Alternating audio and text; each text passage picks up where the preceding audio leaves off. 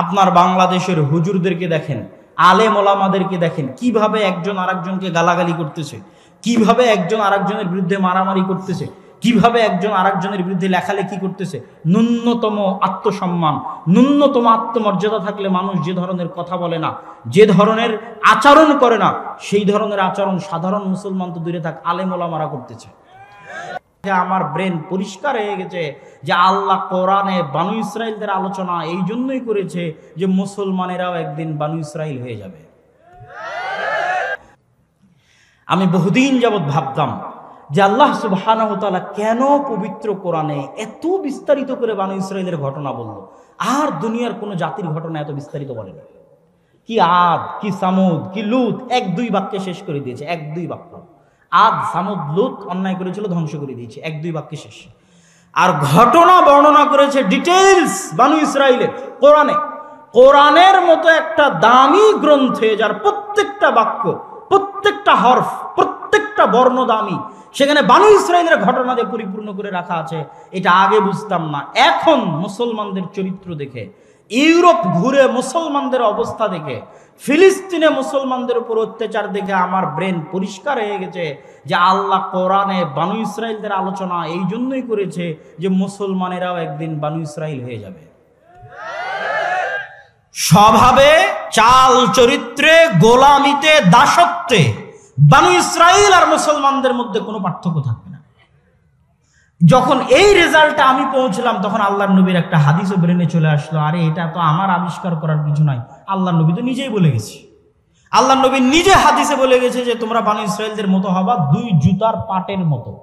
এক জুতার পাট আর এক জুতার পাটের সাথে যেভাবে মিলে যায়, আমার উম্মত বানু ইসরাইলের সাথে ওইভাবে মিলে যায়। বানু ইসরাইলেরা যদি 70 গ্রুপে বিভক্ত হয়ে থাকে, তাহলে আমার উম্মত 70 গ্রুপের চাইতে বেশি ফিরকায় বিভক্ত হবে। বানু ইসরাইলের কোনো ব্যক্তি যদি ওর মায়ের সাথে জেনা করে থাকে, তাহলে আমার উম্মতের একজন লোক মায়ের সাথে জেনা করবে, এইভাবে তোমরা মিলে যাবে। নাউজুবিল্লাহ। এটা আমার নতুন করে বের করার কিছু নাই, কিন্তু এটা আমার বুঝার বাকি ছিল, বাস্তবে দেখার বাকি ছিল। এখন আপনি মুসলমানদের দেখেন, ভারতের মুসলমানদের দেখেন, ইউরোপে যারা মুসলমান গেছে তাদের দেখেন, আপনার বাংলাদেশের হুজুরদেরকে দেখেন, আলেম ওলামাদেরকে দেখেন কিভাবে একজন আরেকজনকে গালাগালি করতেছে, কিভাবে একজন আরেকজনের বিরুদ্ধে মারামারি করতেছে, কিভাবে একজন আরেকজনের বিরুদ্ধে লেখালেখি করতেছে। ন্যূনতম আত্মসম্মান, ন্যূনতম আত্মমর্যাদা থাকলে মানুষ যে ধরনের কথা বলে না, যে ধরনের আচরণ করে না, সেই ধরনের আচরণ সাধারণ মুসলমান তো দূরে থাক, আলেম ওলামারা করতেছে। তাহলে এরা যদি আজকের যুগের বানু ইসরাইল না হয়, কারা আজকের যুগের বা কারা বানু ইসরাইল হবে? স্বভাবে, চাল চরিত্রে বানু ইসরাইল হয়ে গেছে মুসলমানেরা। এই জন্য মুসলমানদের ভাগ্যে বানু ইসরাইলের ভাগ্য মিলে গেছে। কিভাবে? ফেরাউন যেভাবে বানু ইসরাইলদেরকে জবাই করত দিনের বেলা প্রকাশ্যে, পৃথিবীতে কেউ বলার ছিল না, ওইরকম মূল্যহীন হয়ে গেছিল বানু ইসরাইলরা। তো আজকের যারা বানু ইসরাইল, তাদেরকে ওইভাবেই হত্যা করতেছে আজকের ফেরাউনেরা। কেন? ফিলিস্তিনে কি লুকিয়ে হত্যা করা হচ্ছে ভাই? ফিলিস্তিনে কি গোপনে হত্যা হচ্ছে? সারা পৃথিবীর কোটি কোটি মানুষের সামনে, কোটি কোটি মানুষের সামনে।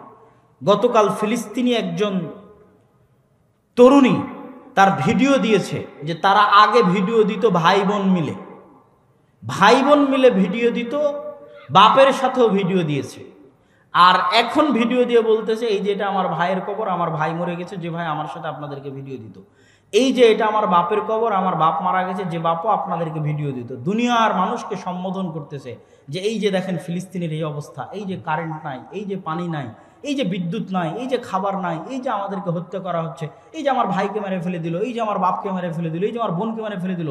লক্ষ লক্ষ মানুষ দেখতেছে, সারা বিশ্বের মুসলমানেরা দেখতেছে, মুসলিম দেশগুলো দেখতেছে, সারা বিশ্বের কাফের মুশরিকরা দেখতেছে, ইহুদি খ্রিস্টানেরা দেখতেছে, বিবিসিতে দেখতেছে, আল জাজিরাতে দেখতেছে, কিন্তু কথা বলার কেউ নাই। তাহলে আমরা যদি ওই যুগের বানু ইসরাইল না হইতে, এর চেয়ে বড় উদাহরণ কি নিবেন? সেই যুগের ফেরাউনের কথা আল্লাহ কোরআনে বলছে যে ও জীবিত জবাই করে দিত পুত্র সন্তানকে চোখের সামনে। তারা তো জীবিত আমাদের শিশু বাচ্চাদেরকে হত্যা করতেছে সারা পৃথিবীর চোখের সামনে, কেউ বলার নাই। তাহলে আমরা বানু ইসমাইল কিন্তু হয়ে গেছি বানু ইসরাইল। কেন? আমাদের স্বভাব চরিত্র, চাল চরিত্রের কারণে আল্লাহ বানিয়ে দিয়েছে।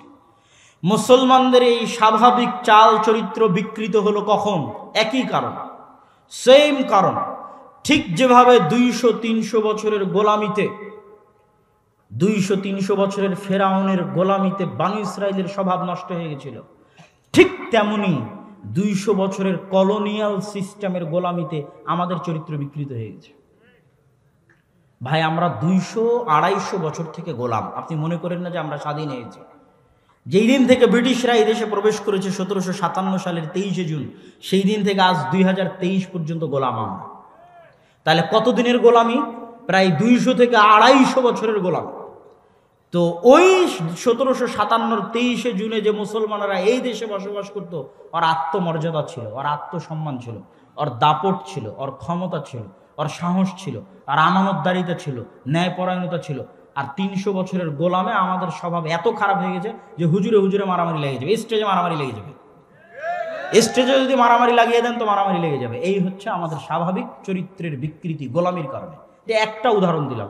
আর কবি ইকবালের ওই বাক্য তো আছেই যে সবক ফিরসে পড়, আদালত কা, সাদাকত কা, সুজাআত কা। এ মুসলমানেরা, তোমরা নতুন করে সত্যবাদিতা শিখো, যেই সত্যবাদিতা তোমাদের নবীর জন্মগত বৈশিষ্ট্য ছিল। তোমরা নতুন করে ন্যায়পরায়ণতা শিখো, যেই ন্যায়পরায়ণতা তোমাদের নবী হওয়ার আগে জন্মগত ন্যায়পরায়ণ ছিল। তোমরা নতুন করে আমানতদারিতা শিখো, তোমাদের নবী জন্মগত আমানতদার ছিলেন। তোমরা নতুন করে সাহসিকতা শিখো, তোমাদের নবী জন্মগত সাহসী ছিলেন। আর তোমাদের সালাত সিয়াম হজ যাকাত থাকার পরেও তোমরা মিথ্যুক, তোমরা দুর্নীতিবাজ, তোমরা চরম অন্যায়পরায়ণ। এই জন্য আল্লাহ তোমাদেরকে গোলাম বানিয়ে দিয়েছে। তোমরা নতুন করে সত্যবাদিতা আমানতদারিতা শিখো, আল্লাহ তোমাদেরকে পুনরায় দুনিয়ার নেতৃত্ব দিয়ে দিবেন। আপনি যান, এই 3টে জিনিস পরীক্ষা করেন। একটা মসজিদ ধরেন, মসজিদ কমিটি ধরেন, মসজিদের ইমাম মুয়াজ্জিন ধরেন, ওই মসজিদে সালাত আছে, সিয়াম আছে, যাকাত আছে, মসজিদের মুসল্লি হজ করে এসেছে, কি নাই? সত্যবাদিতা নাই, আমানতদারিতা নাই, ন্যায় পরায়ণতা নাই। হয় কমিটি ইমামের উপর জুলুম করছে, না হয় ইমাম মুয়াজ্জিনের উপর জুলুম করছে, না হয় কেউ কারো নামে সত্য মিথ্যা কথা বলছে, না হয় কেউ টাকা মেরে নিয়ে আমানতদারিতার খেয়ানত করতেছে। মাদ্রাসায় যান, মাদ্রাসায় গিয়ে মাপেন, সালাত আছে, সিয়াম আছে, হজ আছে, যাকাত আছে, কি নাই? আমানতদারিতা নাই, ন্যায় পরায়ণতা নাই, সত্যবাদিতা নাই। ইসলামী দলে যান, ইসলামী সংগঠনে যান, কি আহলে হাদিস, কি সালাফি, কি নন আহলে হাদিস, কি হানাফি, ইসলামী দল সংগঠনে যান, গিয়ে দেখেন সালাত সিয়াম হজ যাকাত আছে, কি নাই? আমানতদারিতা নাই, ন্যায় পরায়ণতা নাই, সত্যবাদিতা নাই, সাহসিকতা নাই, চামচামি আছে, চাটুকারি আছে, দুর্নীতি পরায়ণতা আছে, মিথ্যাবাদিতা আছে, অসাহসিকতা আছে। এদেরকে দিয়ে কোনোদিন পৃথিবী বিজয় হবে না। গোলাম ইবনু গোলাম, দাসের ছেলে দাস, এভাবে গোলামি করে পার হয়ে যাবে। এই চারিত্রিক বিকৃতি গোলামি থেকে এসেছে। আমাদের স্বাভাবিক চরিত্র এরকম ছিল না, গোলামি করতে করতে এই চরিত্র এসেছে। কেন? ব্রিটিশদের আজীবনের রুল ছিল ডিভাইড অ্যান্ড রুলস, ভাগ করো আর শাসন করো। এই ভাগ করো আর শাসন করোতে স্বাভাবিক চারিত্রিক বিকৃতি ঘটেছে। আমাদের যেমন ব্রিটিশরা শাসন করেছে, ঠিক আমাদের হাজার হাজার মাইল দূরের ভাই আফ্রিকার মুসলমানদেরকে কারা শাসন করেছে?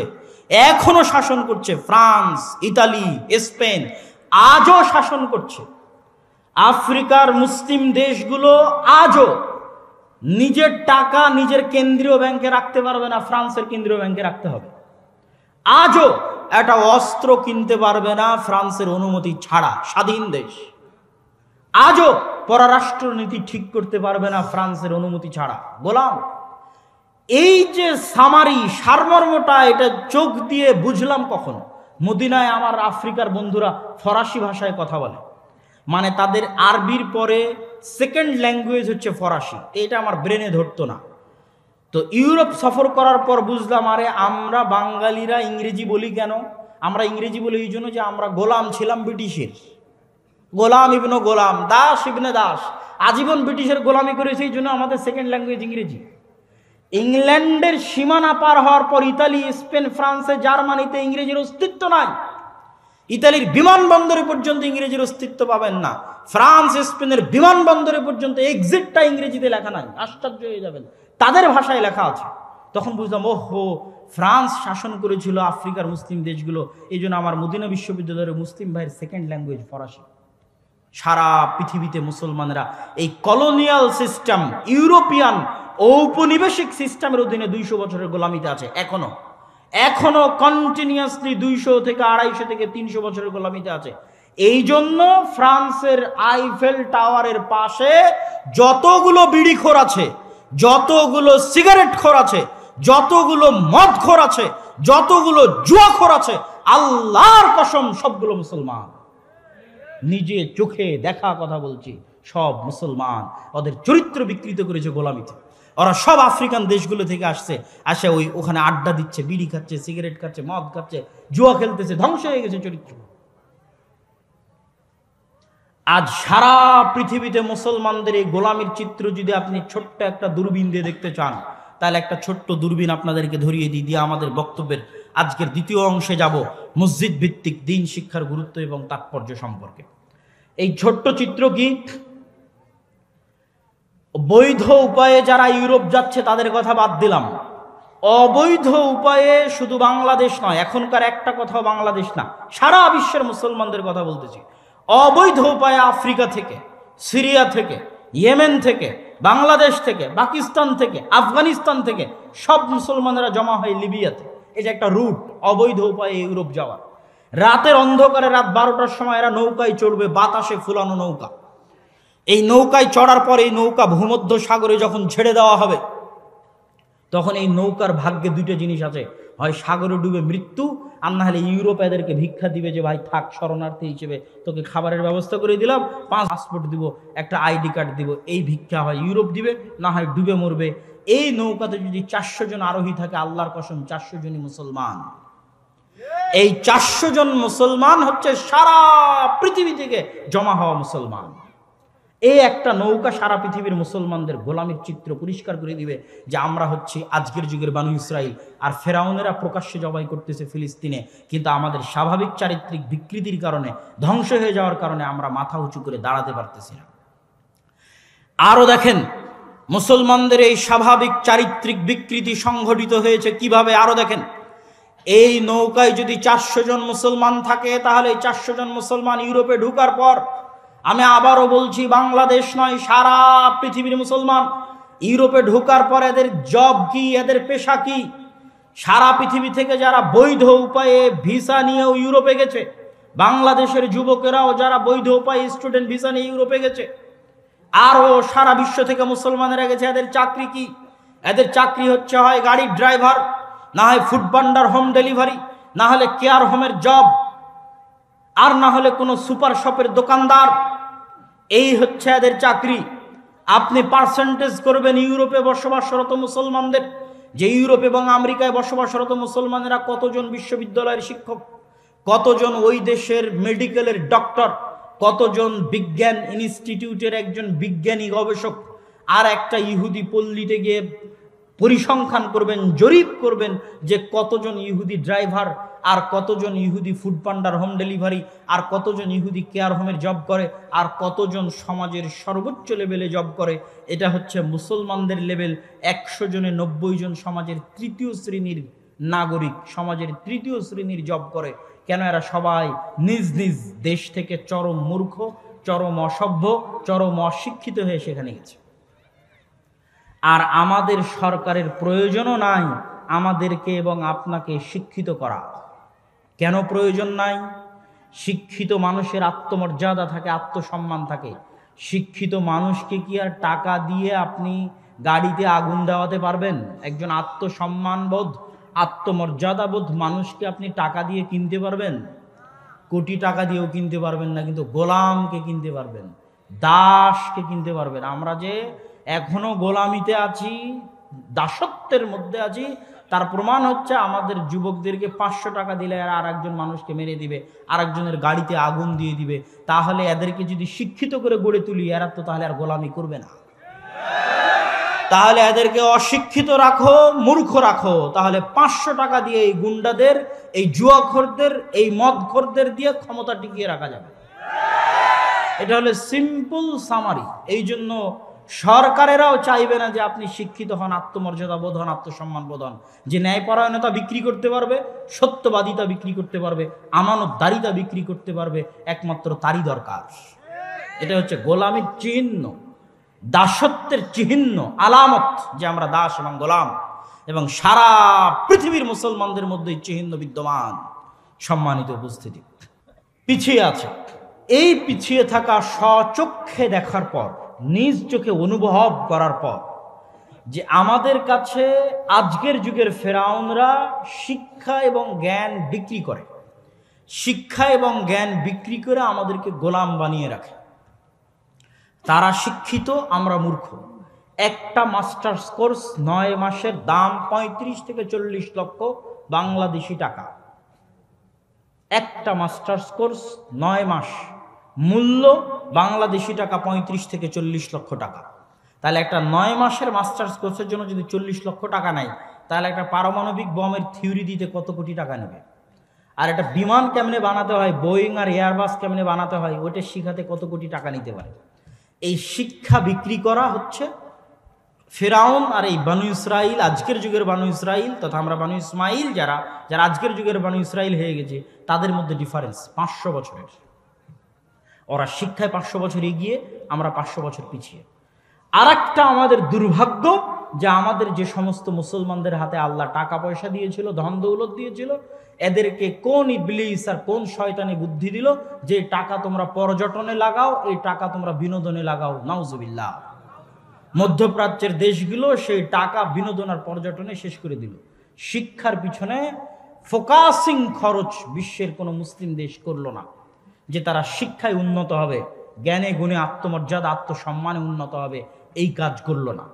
সম্মানিত উপস্থিতি, এইরকম এক ভয়াবহ পরিস্থিতিতে মুসলমানদের উত্তরণের জন্যই, বিশেষ করে আমাদের দেশে আরো চলমান রানিং যে শিক্ষা কারিকুলাম আছে, এই শিক্ষা কারিকুলামে যেভাবে সন্তানদেরকে ধর্মহীন বা ধর্মবিদ্বেষী বা যেভাবে উলঙ্গপনা, বেহায়াপনা, নাচ এবং গানের মতো হারাম বিষয়কে প্রকাশ্যে স্কুলের সিলেবাসে অন্তর্ভুক্ত করে প্রকাশ্যে ওই নাচ এবং গান শেখানোর জন্য শিক্ষক নিয়োগ দিয়ে, শিক্ষককে মুসলমানদের ট্যাক্স আর করের টাকায় বেতন দিয়ে প্রকাশ্যে মুসলমানের সন্তানদেরকে নাচ এবং গান শেখানো হবে, বেহায়াপনা, উলঙ্গপনা, অশ্লীলতা শেখানো হবে, স্কুলে এই সকল কার্যক্রম সম্পূর্ণ। এইরকম এক ভয়ঙ্কর অবস্থায় আপনারা যদি ভবিষ্যৎ প্রজন্মকে রক্ষা করতে চান, ভবিষ্যৎ প্রজন্মের ঈমান এবং আকীদা রক্ষা করতে চান, তাহলে যখন আমাদের গোলামি শুরু হয়েছিল ব্রিটিশ আলমে, ব্রিটিশের শাসন আমলে আমাদের যে গোলামি শুরু হয়েছিল, তখন যেমন আমাদের আদি বাপদাদারা তাদের পরবর্তী প্রজন্মের ঈমান আকীদা রক্ষার জন্য মসজিদ ভিত্তিক মক্তব চালু করেছিল, দ্বীন শিক্ষার ব্যবস্থা চালু করেছিল, আজ আবারও ওই বিধান যে মসজিদ ভিত্তিক দ্বীন শিক্ষার ব্যবস্থা করতে হবে, এটা প্রত্যেক মুসলমানের উপর, প্রত্যেক মসজিদ কমিটির উপর, মসজিদের সাথে সংশ্লিষ্ট দায়িত্বশীলদের উপর আমার জ্ঞানে, আমার বিবেচনায়, আমার বুদ্ধিতে ফরজের মতো জরুরি কর্তব্য। এই ফরজের মতো জরুরি কর্তব্য আরো কেন, আরো একটু খুলে বলি। এখানে 1 ঘন্টা বা 1.5 ঘন্টা যদি বক্তব্য দেই, তাহলে আপনারা বাড়িতে যেতে যেতে সব কথা ভুলে যাবেন। গত বছরও এখানে এসেছিলাম, গত বছরও হয়তো 1.5 ঘন্টা বক্তব্য দিয়েছি, আজ আর মনে নাই আপনাদের। তার আগের বছর যদি এসে থাকি 1.5 ঘন্টা বক্তব্য দিয়েছি, ভুলে গেছেন, মনে নাই।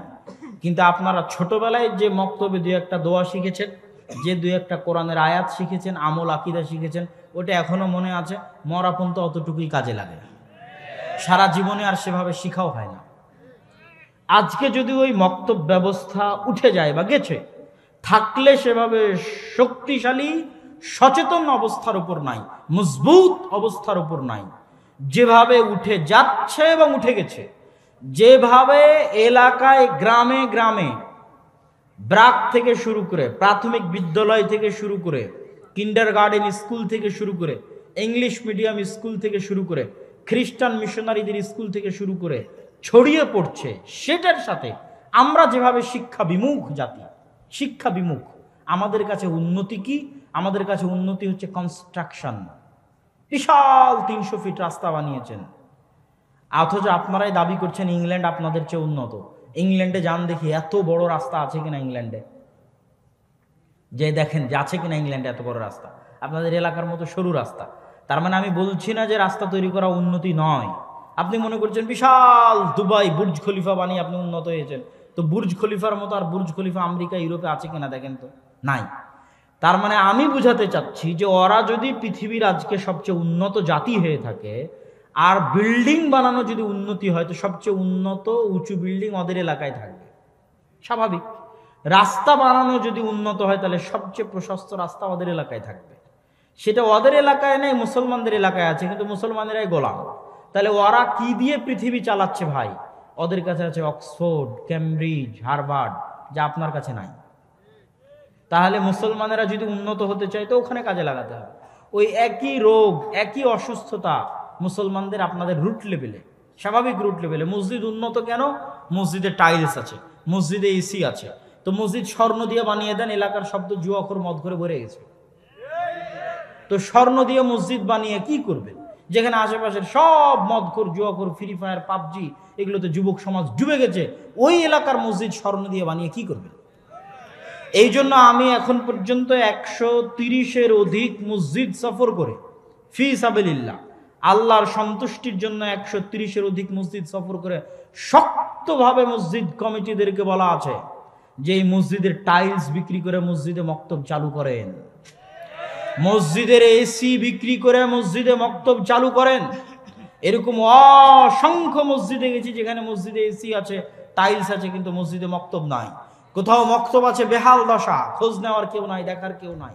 কোথাও মক্তব আছে, কেউ একটু খোঁজ নিলে সবাই তাদের সন্তানদেরকে পাঠায় না, 5 জন, 10 জন, 40 জন, 50 জন, ভয়ঙ্কর করুণ অবস্থা। তাহলে আমাদের দৃষ্টিতে উন্নতি কি? আমাদের দৃষ্টিতে টাইলস মানে উন্নতি, এসি মানে উন্নতি। এই জন্য আমরা গোলাম। আমরা যদি আজকে এই মসজিদের দায়িত্ব কোনো 5 জন ইউরোপিয়ানকে দিয়ে দিই, তাহলে ওরা যদি এসে দেখে মসজিদ ফান্ডে 10 টাকা আছে, তাহলে 10 টাকার 5 টাকা আগে শিক্ষার জন্য ব্যয় করবে। এই জন্য ওরা পৃথিবীর শাসক। 10 টাকার 5 টাকা আগে জ্ঞানের উন্নতির জন্য ব্যয় করবে। এই জন্য ওরা পৃথিবীর শাসক। আর আমরা এই জন্য গোলাম, আমরা এই জন্য দাস, যে আমাদের কাছে এই শিক্ষা, এই জ্ঞানের কোনো মূল্য নাই। এই 1 ঘন্টার আলোচনা আপনারা সবাই ভুলে যাবেন, কিন্তু ওই মসজিদে যদি একটা শক্তিশালী মক্তব পরিচালিত হয়, যেই মক্তবের মাধ্যমে মৌলিকভাবে কোরআন শিখবে, মৌলিকভাবে দ্বীন শিখবে, তাহলে সেই মৌলিক দ্বীন শিক্ষা, মৌলিক কোরআন শিক্ষা স্থায়ী হবে, স্থায়ী। ওই বাচ্চা আর কোনোদিন ভুলবে না। তারপরে আর এক দল আসবে, আর এক দল আসবে, আর এক দল আসবে। সবচেয়ে বড় সাদাকায়ে জারিয়া হিসেবে আপনার জীবনে থেকে যাবে মসজিদ ভিত্তিক দ্বীন শিক্ষার এই কার্যক্রম। আর দাওয়া ইলাল্লাহের পক্ষ থেকে আমরা সারা দেশে এখন পর্যন্ত 300টি মক্তব উদ্বোধন করেছি। মক্তব পরিচালনার জন্য সিলেবাস প্রণয়ন করা হয়েছে।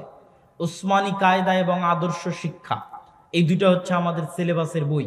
আজকেও খোঁজ নিলে পেতে পারেন। এই বইয়ের উপর শিক্ষকদের ট্রেনিংয়ের ব্যবস্থা করা হয়েছে।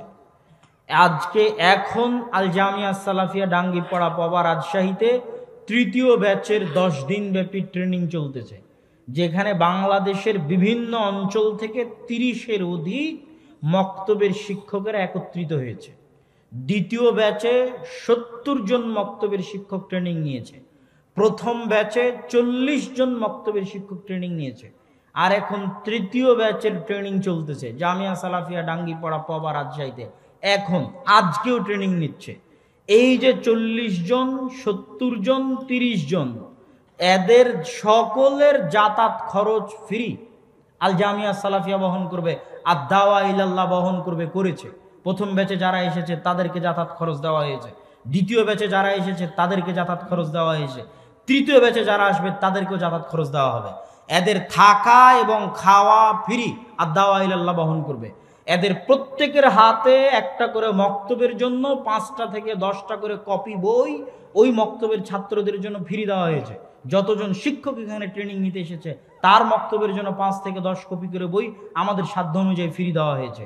তা এবং আমার পক্ষ থেকে ঘোষণা আছে, সমগ্র জাতির উদ্দেশ্যে ওপেন মাঠে ঘোষণা আছে যে আমি আব্দুল্লাহ বিন আব্দুর রাজ্জাক, আমাকে জালসার জন্য দাওয়াত দিয়ে আপনি ক্রয় করতে পারবেন না।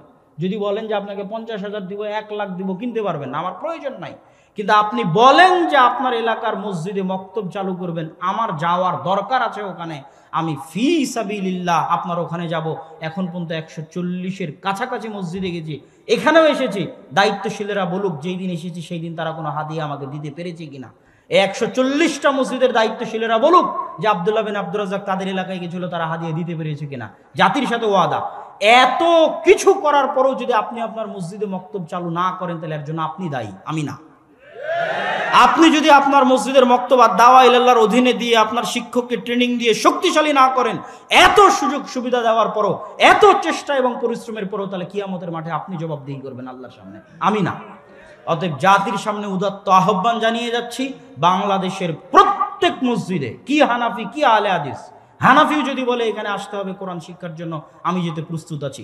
কি হানাফি কি আহলে হাদিস, প্রত্যেক মসজিদে দিন শিক্ষা, মসজিদ ভিত্তিক দিন শিক্ষা বাস্তবায়ন করতে হবে। এটা আমাদের চ্যালেঞ্জ, এটা আমাদের যুদ্ধ। আর দাওয়া ইলাল্লাহর মাধ্যমে সারা দেশে আমরা এই যুদ্ধ, এই চ্যালেঞ্জ নিয়ে সফর করতেছি, চেষ্টা করতেছি আল্লাহর সন্তুষ্টির জন্য, জাতির স্বার্থে, মুসলিম জাতির স্বার্থে, নির্দিষ্ট কোনো গোত্র বা দলের জন্য নয়, মুসলমানদের সন্তানের স্বার্থে, মুসলমানদের ভবিষ্যৎ প্রজন্মের স্বার্থে, মুসলমানদের ভবিষ্যৎ স্বাধীনতা রক্ষার স্বার্থে, তাদের মান সম্মান ইজ্জত ইমান এবং আকীদা রক্ষার স্বার্থে। অতএব এই মৌলিক বেসিক কাজে সারা দেশের সকল মুসলমানদের এগিয়ে আসা আমার মাধ্যমে করতে হবে, দাওয়া ইলাল্লাহর মাধ্যমে করতে হবে, এটা জরুরি নয়। কিন্তু মসজিদে দিন শিক্ষার ব্যবস্থা হতে হবে, এটা জরুরি। শুধু কোরআন শিখিয়ে থামা যাবে না, মৌলিক দিন শিখাতে হবে।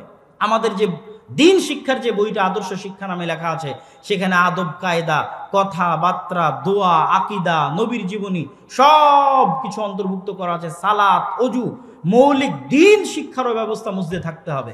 তো সকল ব্যবস্থাপনা দাওয়া ইলাল্লাহর কাছে আছে। যদি আমাদের যারা লাইভ দেখছেন তারাও দেখতে পারেন, যারা এখান থেকে উঠে যাবেন, যারা বই কেনার সময় আসবেন তারা আমাদের দায়িত্বশীলের সাথে যোগাযোগ করতে পারেন। লাইভে আমাদের যে ফর্ম দেওয়া আছে গুগল ফর্ম, ওটা পূরণ করলে ওইটার ভিত্তিতে আমরা ধীরে ধীরে সফর করতেছি। ওইটার ভিত্তিতে যোগাযোগ করে আমরা মসজিদের মক্তবের শিক্ষকদেরকে ডেকে ট্রেনিং দিয়ে তার এলাকায় মক্তব চালু করে দিচ্ছি। সকলের প্রতি আর দাওয়া ইলাল্লাহর এই বৃহৎ প্রজেক্টে সম্পৃক্ত হওয়ার উদাত্ত আহ্বান রেখে আগামী 7 ও 8ই মার্চ আল জামিআহ আস-সালাফিয়া রূপগঞ্জ নারায়ণগঞ্জে 3 দেশের আলেম ওলামা উপস্থিত থাকবে। ভারতের আলেম ওলামা উপস্থিত থাকবে, সৌদি আরবের আলেম ওলামা উপস্থিত থাকবে, আর বাংলাদেশের আলেম ওলামা থাকবে ইনশাআল্লাহ। এই 3 দেশের আলেম ওলামার উপস্থিতিতে সালাফি কনফারেন্স 7 ও 8ই মার্চ জামিয়া সালাফিয়া রূপগঞ্জ নারায়ণগঞ্জ। উক্ত সালাফি কনফারেন্সে আপনাদের আসার উদাত্ত আহ্বান জানিয়ে এবং সকলকে মাসিক আলে ইতিসাম পত্রিকাটি নিয়ে যাওয়ার উদাত্ত আহ্বান জানিয়ে পুরো বক্তব্যের সামারি, যে টার্ম, যে পরিভাষাগুলো ব্যবহার করেছি পুরো বক্তব্যে, কি কি পরিভাষা ব্যবহার করেছি, আমরা হচ্ছে এই যুগের বানু ইসরাইল, আর ফিলিস্তিনে যারা আমাদেরকে জবাই করতেছে এরা হচ্ছে এই যুগের ফেরাউন। আর এই কাজ ভুলেও করবেন না যে ফিলিস্তিনে যে মুসলিম ভাইদেরকে অত্যাচার হচ্ছে ওদেরই ভুল ধরে ওদেরকেই ছোট করে যে তোরা এরকম করলি কেন, তোদের জন্য এই হলো, তোদের জন্য এই হলো। এটা যে বানু ইসরাইলের স্বভাব, নিচু হীন স্বভাব। আপনার ভাই মরতেছে, ওর কি ভুল সেটা পরে পিঠে হাত বুলিয়ে সংশোধন করা যাবে, কিন্তু যে আপনার ভাইকে মারতেছে, আপনার ভাইয়ের ভুলের জন্য ওই অত্যাচারী জালেম ফেরাউনকে জাস্টিফাই করার কোনো উপায় নাই। এটা কখনোই একজন ইমানদার মুমিনের বৈশিষ্ট্য হতে পারে না, যেটা আজকে ইসলামী ভ্রাতৃত্বের আলোচনার মাধ্যমে আপনাদেরকে বোঝানোর চেষ্টা করেছি। পাশাপাশি পুরো ইসলামের মৌলিক জিনিস কি আমানতদারিতা, সত্যবাদিতা এবং ন্যায়পরায়ণতা, যেটা থেকে আমরা হাজার হাজার কিলোমিটার দূরে, যেটা আমাদের গোলামির কারণে ধ্বংস হয়ে গেছে, যেটার কারণে আমরা এখনো গোলাম আছি, সেটার দিকে দ্রুত গতিতে আমাদেরকে ফিরে যাওয়া, এই সারমর্ম বক্তব্য এবং এই উদাত্ত আহ্বান রেখে আমি আমার আজকের সংক্ষিপ্ত আলোচনা, সংক্ষিপ্ত বক্তব্য এখানেই শেষ করতেছি। আল্লাহ সুবহানাহু তাআলার নিকটে দোয়া করি যে আল্লাহ সুবহানাহু তাআলা দাওয়া ইলাল্লাহর, আপনাদের উস্তাদ জি আছে, শাইখ আব্দুর রাজ্জাক বিন ইউসুফ হাফিজাহুল্লাহ আছেন, তিনি আপনাদের সামনে বক্তব্য পেশ করবেন। আল্লাহ সুবহানাহু তাআলা আমাদের এই দাওয়াতি কাজ, আমাদের এই বক্তব্য, জামিয়া সালাফিয়া, দাওয়া ইলাল্লাহ, এগুলোকে কবুল করুক, আল্লাহুম্মা আমিন। কয়েকটি প্রশ্ন হয়তো আমার জন্যই দেওয়া হয়েছে, আমি এই প্রশ্নের উত্তরগুলো দিয়ে এখান থেকে উঠে যাব। আমি আব্দুর রাজ্জাক বিন ইউসুফ হাফিজাহুল্লাহর বক্তব্য শুনে প্রতিদিন গালাগালি করতাম। এখন প্রতি রাতে আব্দুর রাজ্জাক বিন ইউসুফের আলোচনা না শুনলে আমার ঘুম হয় না। আমি আমার পূর্বের কার্যকলাপের জন্য সকলের কাছে ক্ষমা চাই। আল্লাহ সুবহানাহু ওয়া তাআলা আপনাকে ক্ষমা করুন এবং ঈমানের উপর অটল রাখুন, আল্লাহুম্মা আমিন। শায়েখ, আমার বাবা মারা গেছে, আমি তার কবর জিয়ারত করতে চাই, কিন্তু আমি জেনারেল শিক্ষিত, আরবি পারি না। এখন কিভাবে বাবার জন্য দোয়া করব? কবর জিয়ারতের একটা ছোট্ট দোয়া আছে, ওটা মুখস্থ করে নেবেন। মুখস্থ করা সম্ভব না হলে কবরের পাশে দাঁড়িয়ে কেবলামুখী হয়ে আল্লাহর কাছে বাংলায় যেটা ভালো লাগে সেটা দোয়া করবেন। পিতার ক্ষমার জন্য দোয়া করবেন এবং তার জন্য আল্লাহর রাস্তায় সাদাকায়ে জারিয়া হিসেবে দান করবেন। এমন এক সময় ছিল তখন নাকি এগুলো কথার, যেটা আপনি প্রশ্ন জিজ্ঞেস করেছেন সেটা ভুয়া কথা, সত্য নয়।